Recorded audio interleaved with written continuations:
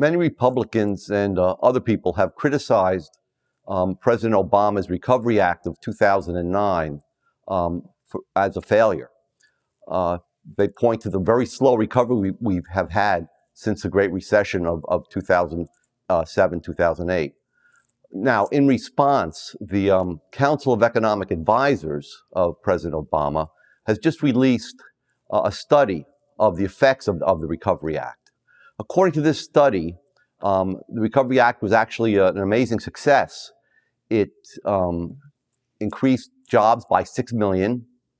It raised the level of the GDP or total income in the economy by 2 to 3% since it was implemented in 2009. Now, what it actually did, I mean, if you look at the slow recovery, you say, well, where are these new jobs? There are some jobs being increased. Well, the economists who wrote this report talk about counterfactuals.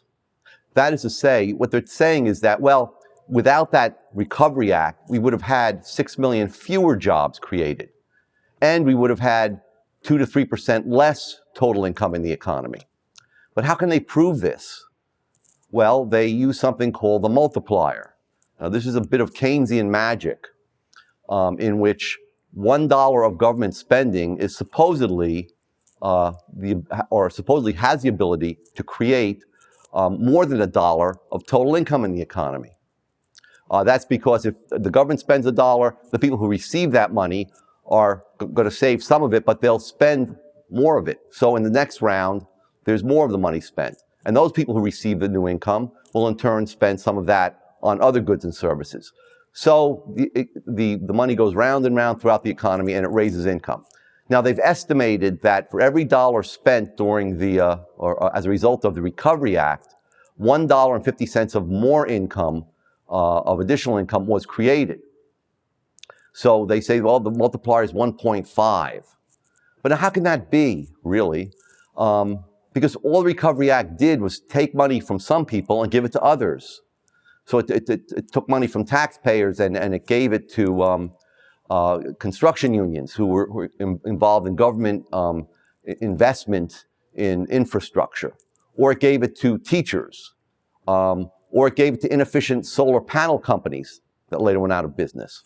But no matter, according to the Keynesians and according to the authors of the CEA report, this increased income.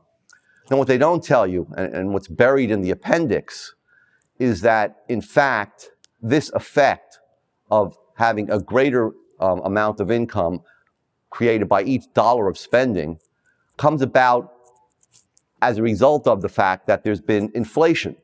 That is to say that, in fact, this additional government spending was really financed by an increase in the money supply. And this has a short-run effect of possibly creating more jobs and creating new income.